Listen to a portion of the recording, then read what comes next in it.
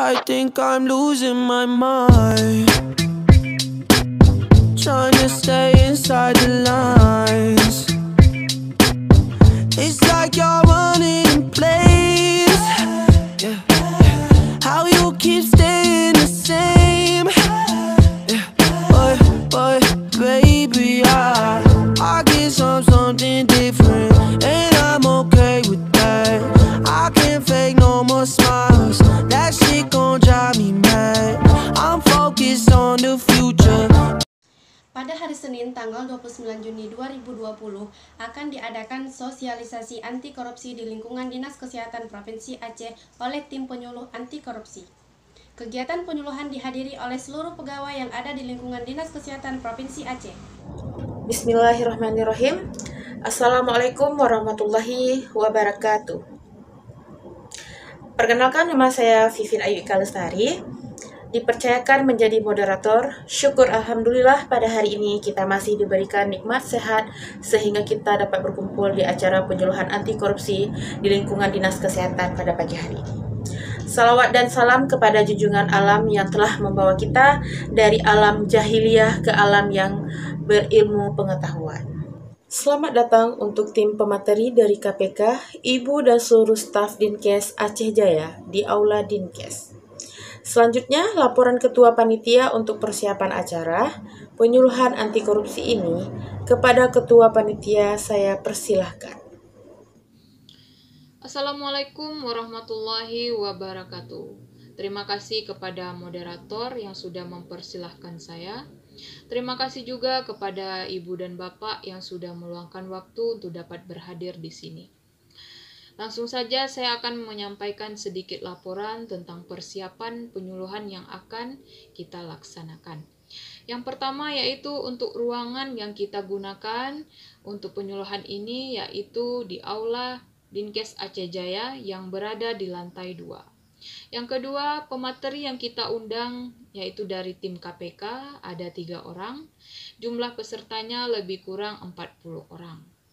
Yang ketiga, untuk pemaparan materi menggunakan Infokus. Yang keempat, kami menyediakan 4 buah toilet samping kanan bagian belakang Ibu dan Bapak.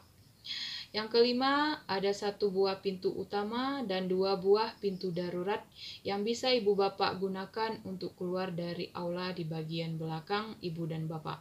Dan yang terakhir, kami juga menyediakan 4 buah apar pada dinding bagian kiri dan kanan.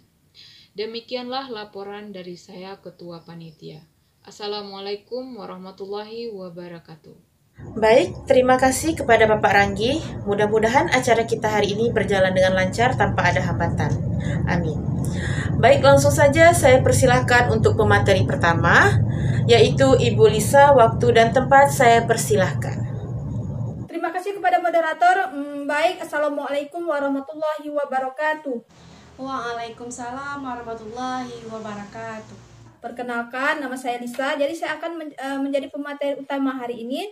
Saya akan menyampaikan tentang apa itu korupsi dan jenis-jenis korupsi. Dan di akhir penjelasan saya, jika ada ibu bapak yang tidak mengerti dengan penjelasan saya, nanti boleh ditanyakan. Selanjutnya, untuk mempersingkat waktu, saya langsung saja menjelaskan tentang materi kita pertama, yaitu korupsi.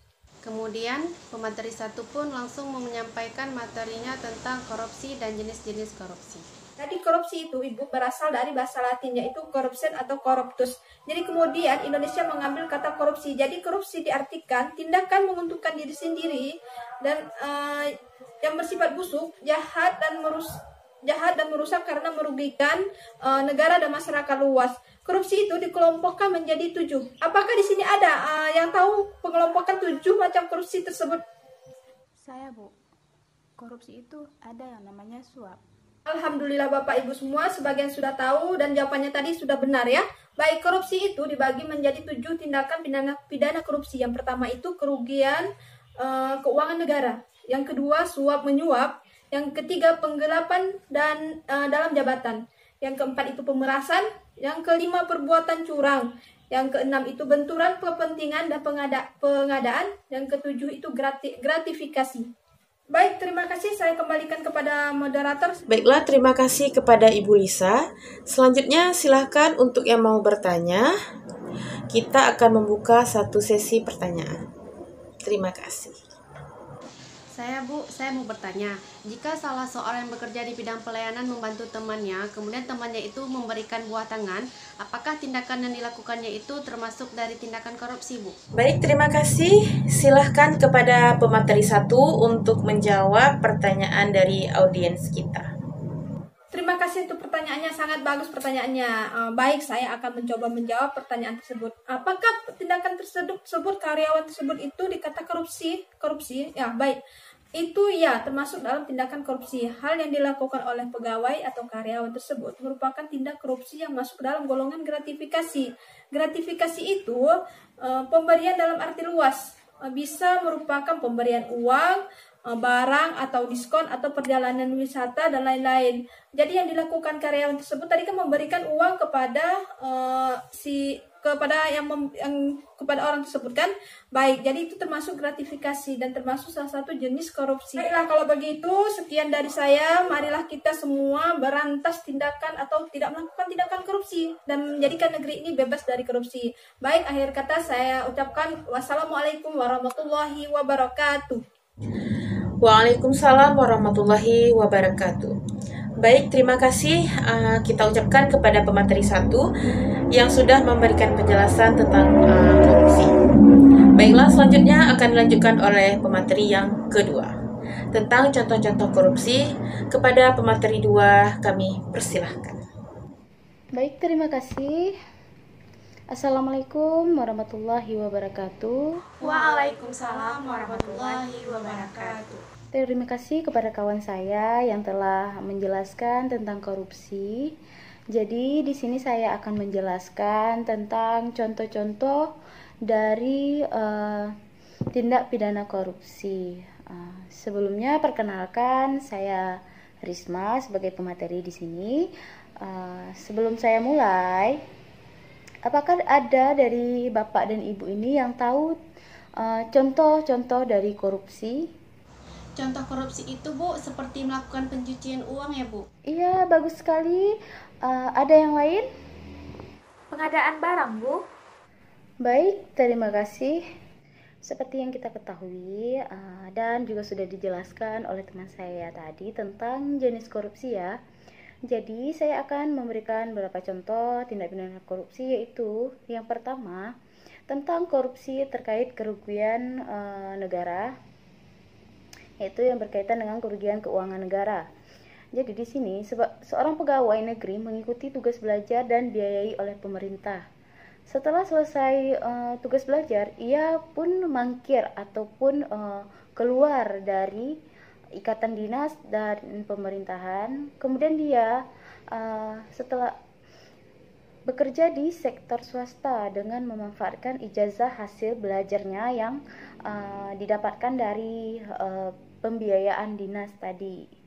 Nah, jadi dari tindakan itu maka akan dikenakan pasal 2 dan pasal 3 dan akan dipidana penjara dengan penjara seumur hidup atau pidana paling singkat 4 tahun dan paling lama 20 tahun serta denda paling sedikit 200 juta dan paling banyak 1 miliar. Itu satu ya Bapak-bapak. Nah, yang kedua, korupsi terkait dengan suap menyuap. Nah, ini banyak ya terjadi. Contohnya misalnya sebuah perusahaan penyedia barang menjanjikan sebuah fee atau hadiah berupa uang dengan persentase tertentu dari nilai proyek kepada panitia lelang pengadaan barang dengan penunjukan langsung.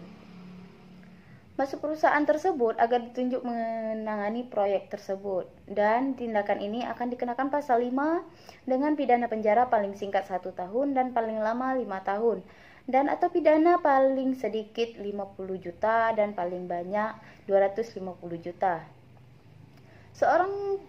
Yang ketiga, korupsi terkait dengan penggelapan dana dalam jabatan ya. Seorang pejabat yang berwenang menerbitkan surat penghapusan ganti rugi kehilangan mobil dinas di luar jam kerja oleh seorang pegawai.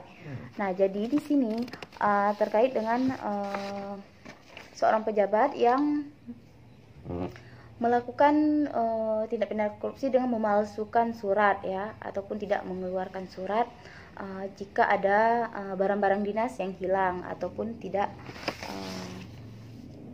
dikembalikan. Padahal seharusnya yang bersangkutan harus mengganti kehilangan mobil tersebut. Jadi itu adalah sebuah contoh di mana terjadinya penggelapan dalam jabatan. Yang keempat, tindak pidana korupsi pemerasan. Seorang ketua panitia pengadaan barang meminta fee 15% dari keuntungan pemegang tender barang. Yang kelima, ada tindak pidana korupsi perbuatan curang. Contohnya, seorang penyedia barang mengirimkan orderan barangnya yang tidak sesuai dengan spesifikasi yang dipersyaratkan dalam kontrak penyediaan barang. Nah, yang keenam, tindak pidana korupsi terkait benturan kepentingan dalam pengadaan. Contohnya, panitia lelang barang ingin memutuskan pemenang lelang. Ternyata ada anggota keluarga atasannya yang mengikuti tender. Akhirnya, panitia memutuskan keluarga atasan yang dimenangkan karena ada tekanan atau titipan dari sang atasan. Nah, yang terakhir yaitu yang ketujuh, tindak pidana korupsi terkait gratifikasi. Ini banyak ya terjadi. Ini contohnya seperti pegawai negeri atau penyelenggara negara yang menerima hadiah. Padahal diketahui atau patut diduga bahwa hasil tersebut diberikan sebagai korupsi. Akibat itu atau hal ini disebabkan karena telah melakukan atau tidak melakukan sesuatu dalam jabatannya yang bertentangan dengan kewajibannya. Seperti kita memberikan pelayanan kepada masyarakat. Kemudian masyarakat memberikan hadiah berupa uang ataupun barang, itu tidak bisa diterima karena itu bisa dianggap sebagai gratifikasi. Nah, bagaimana Ibu dan Bapak? Semua bisa dipahami dari penjelasan yang saya berikan atau ada yang ingin ditanyakan? Tidak ada, Bu. Baiklah, kalau tidak ada, apakah sudah jelas dan dapat dimengerti semuanya? Sudah, Bu. Alhamdulillah kalau sudah dapat dimengerti ya. Semoga di lingkungan Dinkes Provinsi Aceh ini tidak ada yang melakukan korupsi. Tentu setiap tindakan korupsi akan dikenakan pasal berlapis sehingga ada yang hukumnya hukuman mati, seumur hidup atau ganti rugi berupa uang. Mau itu Ibu Bapak melakukan korupsi? Tidak, Bu. Baik, saya rasa itu yang dapat saya sampaikan. Semoga materi ini bermanfaat sehingga dapat mencegah Ibu Bapak untuk melakukan tindak pidana korupsi. Saya akhiri, wassalamualaikum warahmatullahi wabarakatuh. Baik, terima kasih kita ucapkan kepada kedua pemateri kita hari ini. Salam super, siap beraksi, jujur, kompeten, dan berdaya. Salam super, siap beraksi, jujur, kompeten, dan berdaya. Baiklah, cukup sekian penyuluhan kita pada hari ini. Lebih dan kurang kami mohon maaf. Saya, Vivin Ayu Ika Lestari, sebagai moderator pada hari ini, mengundurkan diri. Sekian, terima kasih. Assalamualaikum warahmatullahi wabarakatuh. Waalaikumsalam warahmatullahi wabarakatuh.